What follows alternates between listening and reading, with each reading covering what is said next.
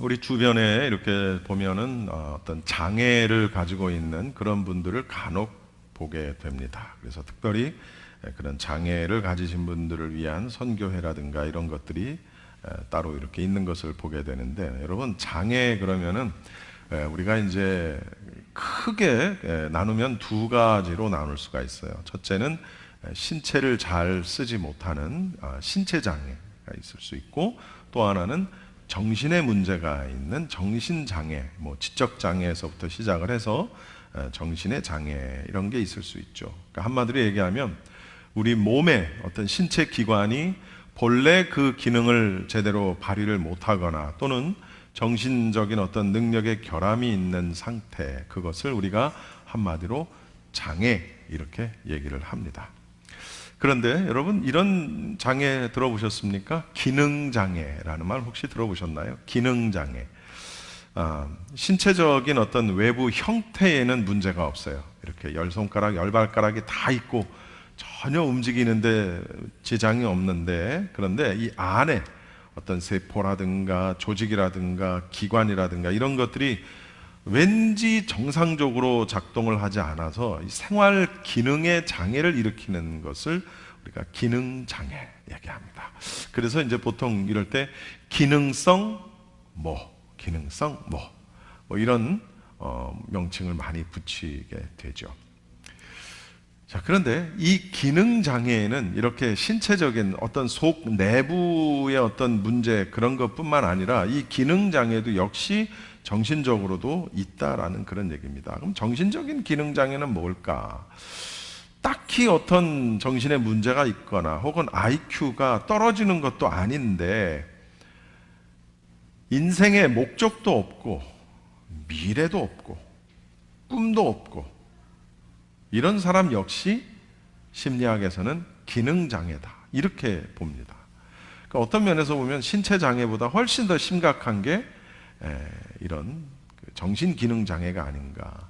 그리고 이렇게 따져보면 우리 가운데 장애를 갖지 않고 있는 사람이 별로 없을 것 같은, 어떤 신체장애를 가지고 있는 사람은 간간히 있을 수 있지만, 그러나 이런 정신에 문제가 있는 이런 기능장애를 가지고 있는 사람은 제법 많이 있을 것 같은 그런 생각이 듭니다. 그럼 왜 이런 것들이 생길까? 이런 건 여러 가지 원인이 있겠지만 어떤 개인적인 어떤 특별한 상처로 인해서 그런 장애가 생길 수도 있고, 또 어떤 사회적인 병폐라든가 혹은 학습에 의해서 생길 수도 있고, 또는 어떤 그 가정의 분위기 때문에 그렇게 될 수도 있고, 이 원인은 여러 가지입니다. 어떻든 어떤 이유이든 간에 이는 어떤 정신기능 중에 한 영역을 사용할 수 없는 그런 정신기능 장애, 이렇게 우리가 정의를 내리면 되겠습니다. 성경에 보면 우리가 잘 아는 대로 모세는 80세, 80살이 돼서 이 이스라엘 민족을 구원하라라는 그런 하나님의 음성을 듣게 됩니다. 그런데 80세, 80살이라는 나이의 한계, 이 나이의 한계 때문에 모세는 미래를 꿈꾸지 못하고 있는 그런 장면을 우리가 보게 됩니다. 그러니까 이 나이가 모세에게는 기능장애의 원인이 됐던 거죠. 또 아브라함이라는 분은 100살이라는 나이에 미래 이야기를 만들어내지 못하는 것을 보게 됩니다. 또 그런가 하면 예레미야라는 분은 자신이 지은 죄가 너무 크다라는 생각, 즉 자신의 어떤 그런 죄성이 그에게 있어서 미래 이야기를 만들 수 없는 일종의 기능장애가 되었던 거라는 거죠. 성경은 우리에게 이렇게 늘 말합니다. 꿈을 가지라 라고 말합니다. 꿈을 가지라. 요셉의 형제들은 꿈꾸는 자가 오는도다. 여러분, 말이 참 멋있죠? 꿈꾸는 자가 오는도다. 그런데 요셉의 형제들이 요셉에게 했던 이 꿈꾸는 자가 오는도다는 이런 뉘앙스가 아니에요. 야, 저 꿈꾸는 자 오는데? 이런 뉘앙스입니다. 한마디로 얘기하면 비웃는 그런 뉘앙스입니다. 그런데 그렇게 비웃었지만은 요셉은 형제들의 그러한 비웃음과 놀림과는 정반대로 어떻게 됐어요? 자신이 꾼 꿈 그대로 인생을 살았다라는 겁니다. 오늘 본문 내용 짧게 읽었습니다만 사실은 37장 전체를 읽었어야 되는 내용인데 제가 스토리를 살짝 요약을 해서 제가 여러분에게 소개를 해드리겠습니다. 야곱에게는 12명의 아들이 있습니다. 이 12명이 바로 이제 12지파가 되는 것이죠. 그런데 그 가운데에 나이 먹고 늙어서 얻은 요셉이라는 아들이 있었는데, 야곱은 그 요셉을 다른 아들보다 훨씬 더 사랑했어요. 편애했다는 얘기입니다. 왜 그랬을까? 여러분, 나이 먹고 늙어서 얻은 아들이었어요. 그러니까 한마디로 요즘식으로 표현하면 뭐예요? 늦둥인 거예요, 늦둥이. 여러분, 자식들이 다 예쁘고 사랑스럽지만, 저는 뭐 자식이 없지만 그 기분을 알 수 있을 것 같아. 한 40쯤 50쯤 됐는데 저렇게 상윤이 같은 아들이 하나 태어나면 얼마나 이쁠까. 늦둥이는 정말 이쁠 거예요. 아무리 아들딸, 번듯한 아들딸이 몇 명이 있다 손 치더라도 저렇게 예쁜 아들을 느지막하게 나면 아마 사랑할 수밖에 없을 것 같아요. 그 늦둥이를 사랑하는 거는 정말 동서고금을 막론하고 다 똑같은 것 같아요. 야곱은 11명의 아들이 있었지만 요셉을 훨씬 더 사랑했던 그런 편애하는 그런 모습을 보게 됩니다. 당연히 어떤 결과를 가져왔을까요? 다른 형제들은 그 요셉을 질투하기 시작합니다. 이게 이제 심리학적으로도 이런 부분도 우리가 한번 살펴볼 필요가 있어요. 그 야곱의 아버지의 그러한 행동, 과연 무엇이 문제인가? 뭐 그런 거. 또 그러한 아버지의 편애 속에 자라난 요셉.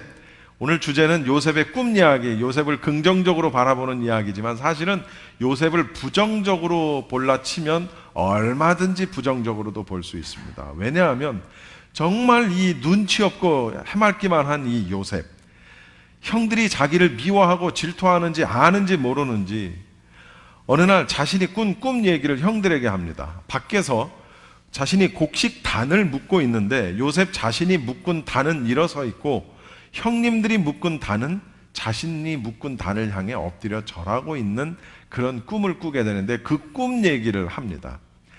자기가 어떤 위치에 있고 어떤 지금 형제들 사이에서 어떤 위치에 있는지도 모르고 요즘식으로 얘기하면 왕딴 건데 그것도 모르고 눈치 없이 형들에게 그런 얘기를 합니다. 그때 요셉의 형들은 요셉에게 네가 우리의 왕이 되겠느냐? 네가 우리를 다스리겠느냐? 이렇게 말을 하면서 그 꿈으로 인해서 요셉은 더더욱 미움을 받게 됩니다. 그런데 이 요셉은 정말로 눈치가 없는 사람이에요. 또 꿈을 하나 꾸게 되는데 그 꿈 얘기를 그냥 자기만 알고 있으면 되지 그걸 또 굳이 형들에게 말을 하는 거예요. 해와 달과, 이번에는 해와 달을 비롯해서 11개의 별이 요셉 자신을 향해서 절을 하는 그런 꿈이었습니다. 그런데 아버지 야곱은 이 꿈 얘기를 마음속에 간직해 둡니다. 그러나 역시 형제들은 요셉의 그 꿈 이야기를 듣고 난 다음 더 이제 요셉을 시기하게 됩니다. 자, 그런 일이 있은 뒤 어느 날 아버지는 양떼를 치기 위해서 멀리 간 형제들에게 요셉을 보냅니다. 보낸 이유는 이겁니다. 이놈들이 과연 가서 뭐 하는지, 양을 잘 치고 있는지, 형들도 잘 있는지 이런 것들을 한번 가서 보고 오너라 라고 이렇게 요셉에게 심부름을 시키게 돼요. 그래서 이제 형들이 있는 곳을 찾아갑니다. 양떼를 치고 있던 형들의 눈에 갑자기 요셉의 모습이 보이기 시작을 하는 거예요. 그때 그 요셉의 형제들이 그 요셉을 향해 말하는 거예요. 저기 꿈꾸는 자가 오는데? 이렇게 말을 하는 겁니다. 야, 저기 동생 요셉이 오는데? 이렇게 말하지 않고 꿈꾸는 자가 오는데? 이렇게 말을 하는 거죠. 멀리서 요셉이 오는 것을 목격한 형들은 동생인 요셉을 죽이기로 그 짧은 순간 작심을 하게 됩니다. 구덩이를 파여 그곳에 던져서 짐승의 밥이 되게 하기로 모의를 하는 거예요. 그리고 그렇게 요셉을 잡아서 물도 없고 비어있는 구덩이 속에 던져 넣습니다. 그리고 앉아 있는데 저쪽에서 애굽으로 내려가는 장사꾼들을 목격하게 됩니다. 이때 형제 중에 유다라는 형이 동생을 죽인들 뭐 하겠느냐 라면서 그냥 장사꾼들에게나 팔자라고 말합니다. 그리고 요셉은 이제 은 20냥에 팔아지게 됩니다. 그리고 요셉의 옷에 염소 피를 묻히고 아버지 야곱에게 그 옷을 가져갑니다. 아버지 야곱은 요셉의 옷에 묻은 피를 보고 짐승에게 잡혀 먹힌 줄로 생각하고 정말 목 놓아 애통하고 오랫동안 슬피 우는 그런 장면입니다. 그 뒤 요셉은 장사꾼들에 의해서 애굽에서 바로의 신하 치위대장인 이 보디발의 집에 종으로 들어가게 됩니다. 그런데 정말 일을 잘했어요. 그래서 그 집에 가정 총무가 됩니다. 그리고 요셉은 우여곡절 끝에 이제는 애굽의 총리가 됩니다. 애굽의 총리가 된 요셉은 7년의 풍년 기간을 곡식을 잘 저장을 해가지고 그 뒤에 있을 7년의 흉년을 맞이를 하게 되는 거예요. 주변 국가들은 이 흉년 때문에 기근으로 다 죽게 생겼는데 애굽은 7년 동안 잘 준비를 했기 때문에 전혀 영향을 받지 않습니다. 어느 날 곡식을 사기 위해서 각 나라 사람들이 이제 애굽으로 들어오기 시작합니다. 그때 야곱의 아들들, 즉 요셉의 형제들도 곡식을 사기 위해서 애굽으로 가게 되는 거죠. 그리고 드디어 그 형제들이 애굽의 총리인 요셉 앞에 서게 되는 겁니다. 요셉은 단번에 그들이 자기 형제라는 사실을 알아봅니다. 그러나 형들은 어른이 된 요셉을 알아보지 못합니다. 정말 그 옛날 어려서 요셉이 꾼 꿈처럼 형들은 요셉을 향해서 엎드려서 절을 하게 되는 거죠. 요셉은 그 즉시 그 형들을 맞이한 것이 아니라 그 형제들을 향해서 너희들이 애굽을 정탐하러 온 정탐꾼들이다라는 누명을 씌우고 만약에 정탐꾼이 아니라면 증명하라. 어떻게? 너희 중에 한 명만이 집으로 돌아가서 같이 오지 않은 막내 동생을 데려오라 라고 이렇게 얘기합니다. 그리고 나머지는 감옥에 있으라 이렇게 말을 합니다. 그리고 여차저차 해서 요셉과 어머니가 같았던 베냐민, 그러니까 요셉과 베냐민은 어머니가 같아요. 한 배에서 난 형제란 말이에요. 그러니 요셉에게 있어 베냐민은 얼마나 정말 귀중한 동생이에요.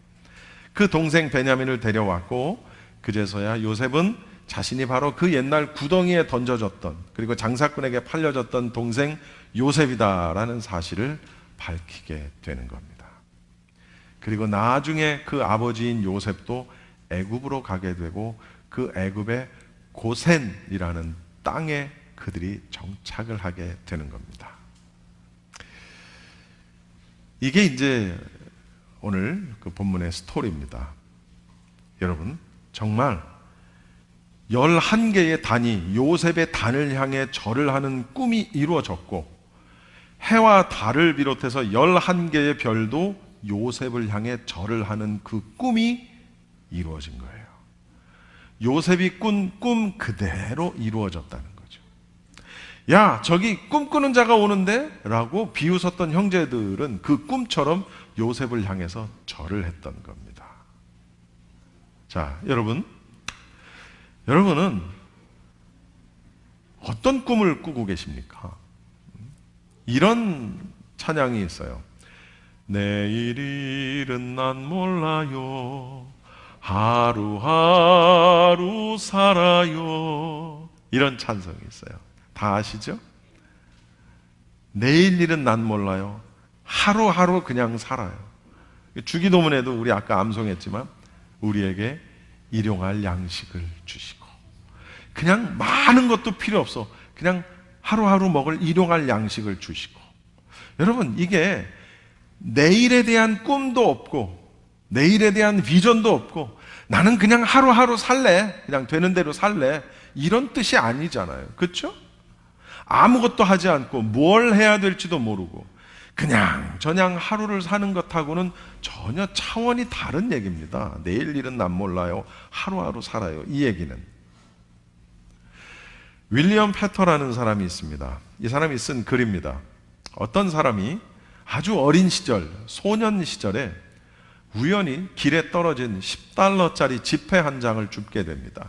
옛날에는 지금의 10달러와는 가치가 다르죠. 굉장히 큰 돈입니다. 정말 뜻하지 않은 행운을 얼마나 기쁘고 즐거웠던지 이 10달러짜리를 땅에서 길에서 주운 이 소녀는 결심합니다. 나는 이제 일평생 땅만 보고 걷겠다라고 결심을 합니다. 그리고 정말 그는 땅만 보고 걷기 시작을 합니다. 그리고 그가 일평생 동안 땅에서 주운 것들을 세어보니까 단추가 29,519개, 여자들이 쓰는 머리핀 54,172개. 수입이 전혀 없었던 건 아니에요. 동전도 한 수천 개 정도를 주었다는 거죠. 자, 여러분, 이 사람은 평생 땅에 떨어진 행운, 눈앞의 행운을 쫓아서 정말 열심히 걸었어요. 누구보다도 열심히 살았어요. 그렇죠? 그렇지만 이 사람은 단추를 2만 개가 넘게, 머리핀을 5만 개가 넘게, 그리고 동전을 수천 개나 그 땅에서 주었지만 그것들을 줍기 위해서 너무나도 더 큰 많은 것들을 잃어버렸다는 거예요. 뭘 잃어버렸을까요? 평생을 땅만 보고 걷다 보니까 그는 저 하늘이 얼마나 푸르른지를 볼 수가 없었어요. 동전, 길에 무엇이 떨어져 있는지만 살펴보고 걷다 보니까 길에 피어 있는 꽃이 얼마나 아름다운지를 볼 시간이 없었던 거예요. 넓고 큰 바다를 한 번도 가서 본 적이 없어요. 기회가 없는 거예요. 결국 그는 넝마주의 인생을 평생 동안 살았던 겁니다. 자, 이게 무엇을 의미할까요? 여러분, 오늘 우리는, 저를 포함해서 여기 앉아있는 여러분 모두는, 우리는 도대체 무엇을 쫓아 오늘 살고 있느냐라는 거예요. 어떤 일을 하며 수고를 하고 무엇을 위해서 땀을 흘리고 있느냐라는 겁니다. 지금 나의 시선은 어디 있느냐. 이 윌리엄 패티에 나오는 이 글의 주인공처럼 땅의 것만을 바라보면서 열심히, 나는 성실하게 열심히 최선을 다해서 산다, 그러면서 열심히 땅의 것들만을 찾아다니고 있지는 않은가. 그 바람에 하늘의 그 신비를 볼 수 없는 그런 지경에 우리가 빠져 있지는 않은가, 한번 생각해 볼 필요가 있다는 거죠. 야고보서에 보면 이런 말씀이 있어요. 잠깐 보이다가 없어지는 안개. 여러분, 제가 새벽에 일을 하잖아요. 새벽에 안개가 굉장히 많이 끼어 있습니다. 몇 블럭에 걸쳐서 안개가 끼어 있습니다. 어떨 때는 요만큼도 앞도 볼 수 없을 만큼 짙은 안개가 끼어 있습니다. 그런데요, 그 안개가 어느 순간에 사라집니다. 운전하다 안개가 꼈네 하고 가다 보면 어느 순간에 안개가 사라지는 것을 보게 돼요. 정말 어마어마한 안개, 그 양을 보면 정말 어마어마하겠죠. 그런데 잠깐 보이다가 없어지는 안개와 같다. 이게 무슨 얘기입니까? 우리가 수고하며 땀 흘리고 애쓰고 하는 그 이 모든 것들이 정말 이 땅에서 잠깐 누리다가 없어지는 안개와 같은 것은 아닌가 생각해 볼 일이라는 거죠. 그런 것에 우리의 시선을 고정하고 살고 있지는 않은가라는 겁니다. 여러분, 꿈이라는 것은 꿈의 또 다른 표현이 있습니다. 이상, 혹은 환상, 혹은 묵시, 혹은 영어로 비전, 이렇게도 표현을 합니다. 잠언 29장에 보면 이런 말씀이 있어요. 묵시가 없으면 백성이 방자히 행한다, 이런 말씀이 있습니다. 여기서 묵시와 영어 성경의 비전은 같은 의미입니다. 그래서 영어 성경에 뭐라고 나오냐면 There is no vision, the people perish 이라는 표현을 씁니다. 비전이 없으면 그 사람은 멸망한다, 그런 뜻이에요. 묵시가 없으면 백성이 방자히 행한다. 여러분, 비전이 없는 사람, 비전이라는 건 뭡니까? 비전은 무언가를 본다라는 의미를 가지고 있어요. 그건 뭘 보냐는 거죠.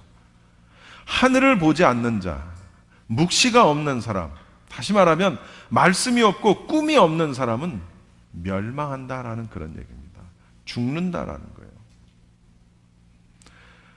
우리가 뭐 전 세계에서 가장 부자까지는 아니어도 부자가 되고 싶은 꿈이 있습니다. 있죠. 저도 있어요. 부자가 되고 싶어요. 저는 전 세계를 일주하는 그런 세계 일주에 대한 꿈도 있어요. 뭐 미국만이라도 좀 한번 일주를 해봤으면 하는 그런 꿈도 있어요. 그런데 여러분, 무언가 많이 갖고 많이 누리고 잘 되고 높아지고 뭐 이런 거, 이 땅의 것을 향한 정말 잠깐 보이다가 없어지는 안개와 같은 그런 꿈이 아니라, 우리가 꿔야 할 꿈은 이런 꿈이 아니라는 거예요. 뭘까요, 그러면?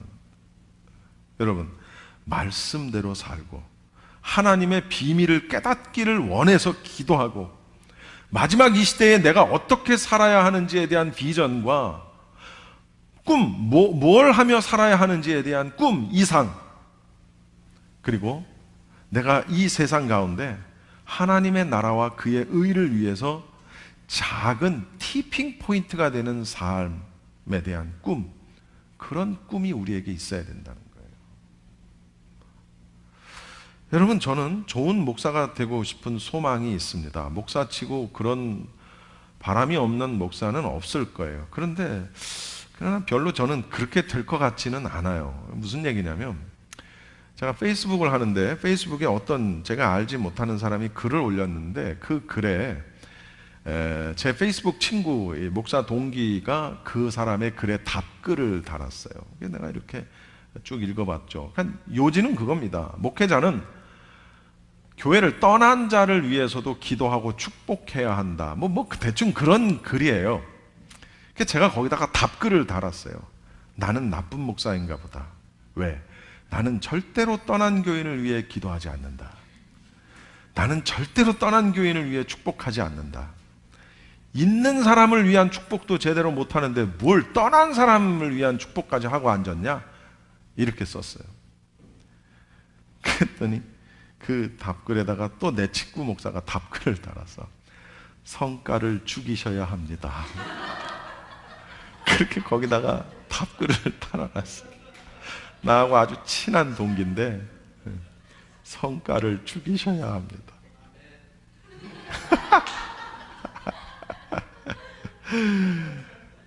저는 좋은 목사 되기는 글른 것 같아요. 전 떠난 사람 위해서는 기도가 안 나와요.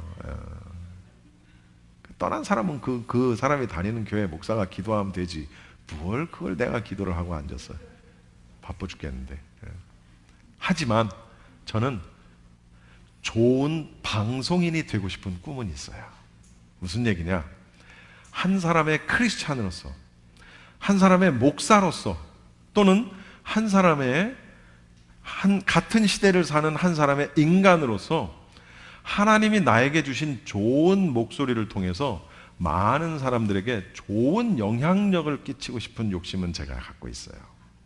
좋은 방송 목소리를 가지고 복음을 전하는 일도 제가 하고 싶고, 어쨌든 목소리를 통해서 굉장히 선한 영향력을 많은 사람들에게 끼치고 싶은 그런 꿈은 제게 있습니다. 사랑하는 성도 여러분, 여러분은 어떤 꿈을 가지고 계세요? 다시 말하면 어떤 선한 꿈을 가지고 있느냐라는 그런 질문입니다. 지난 시간에 제가 설교한 내용입니다. 하나님은 우리에게 생각이라는 걸 주시고, 그리고 우리의 마음속에 소원을 주시고 계획하게 하시고, 그 계획을 하나님께 맡기고 의지하는 자에게 그 생각의 결과를 주신다. 기억나시죠? 그런 설교를 했어요. 애굽을 떠나서 가나안 약속의 땅으로 들어가는 이스라엘 민족에게 여호수아는 각 지파의 사람들에게 너희들이 살 곳의 그림을 그려오라 라고 이렇게 지시를 합니다. 그런데 놀라운 사실 아세요? 자기들이 그림을 그려온 그대로 살게 되는 거예요. 12개 지파 가운데 요셉 지파는 다른 지파와는 달리 2개 지파의 몫을 담당하겠습니다 라고 꿈을 꾸게 됐고, 그리고 그대로 2지파의 몫을 이제 요셉 지파가 차지하게 됩니다. 여러분, 오늘 내가 미래를 그릴 수 없다면 한 번쯤 생각을 해봐야 된다는 거죠. 성경은 생각이 결과를 낳는다라고 말을 하고 있어요. 그렇죠? 생각이 결과를 낳는다. 요셉에게 형제들은 야, 저기 꿈꾸는 자 오는데? 라고 이렇게 비웃었지만은, 요셉은 그 형제들의 놀림과는 정반대로 자신이 꾼 꿈, 그 미래의 그 이야기대로 그대로 살았다는 겁니다. 미래는 꿈꾼 자의 것입니다. 할렐루야. 미래는 꿈꾼 자의 것이에요. 그래서 성경은 우리에게 꿈을 가지라 라고 말을 하는 겁니다. 우리에게 가지라라고 말씀하시는 꿈은 세상적인 꿈, 땅만 평생을 바라보면서 허리 숙여 땅만 바라보고 걸어가는 그런 꿈이 아니에요. 어디를 바라보는 꿈? 하늘을 바라보는 꿈을 꿔야 된다는 거예요.